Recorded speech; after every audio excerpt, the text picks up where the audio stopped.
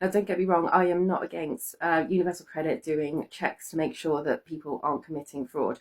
One of the biggest ones out there are people who are living together as a couple but claiming the single claim. So they're just saying that it's just them living there, not their partner. Now, this can obviously lead to an investigation if they get reported by an anonymous person, or it can just be a random investigation to prove that you are living on your own. All you have to do to prove that you are living on your own is to show that you and your partner have got separate bills, so separate council tax bills, separate utility bills. You can quite easily show that you are living separately, and there is nothing wrong with your partner coming to stay over, say at the weekend. That is completely fine. You are allowed to have visitors.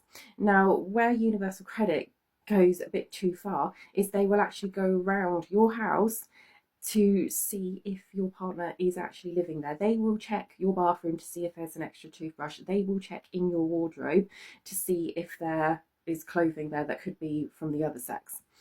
Now, not only is this a huge invasion of privacy, which is really not needed at all, the evidence of seeing, an extra toothbrush or clothing or what have you, does not prove that their partner is living there. That's just, yeah, because you allowed them at the weekends or whatever. They might just keep some of their stuff there so they don't have to keep packing their bag. Might not also belong to them. It might belong to a friend that stays over every now and then.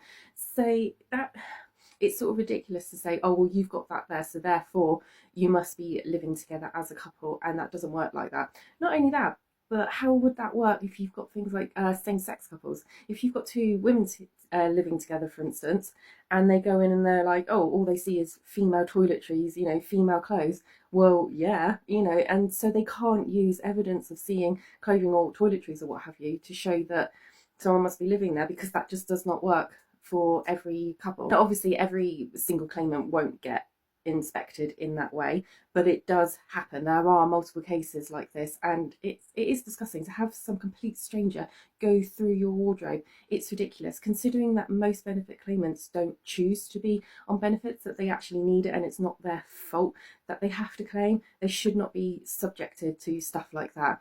And I don't know whether I'll put a different video on this, but just as that side note of them checking your bank statements as well, because they are supposed to be checking for things like undeclared savings and undeclared earnings, which is fine, but they'll scrutinise, oh, what's that £50 payment for? What's that for? Which isn't needed. You can spend the money on whatever you want. And so, yeah, that just sort of one added extra thing as to why we don't want to claim if we don't have to.